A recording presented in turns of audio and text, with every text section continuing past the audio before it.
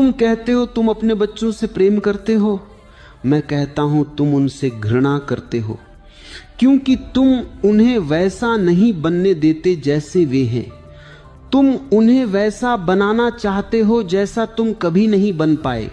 तुमने बच्चों को जन्म दिया और तुमने समझ लिया कि तुम उनके मालिक हो गए। वे अस्तित्व के नए फूल हैं, लेकिन तुम क्या करते हो?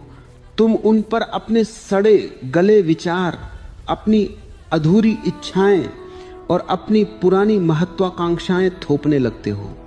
तुम उन्हें अपनी कार्बन कॉपी बनाना चाहते हो। माली बीज नहीं बनाता, माली सिर्फ खाद देता है, पानी देता है और रक्षा करता है।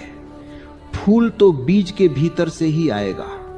अगर तुम गुलाब के बीज से चाहोगे कि वह गेंदा बन जाए क्योंकि तुम्हें गेंदा पसंद है, तो तुम उस बीज की हत्या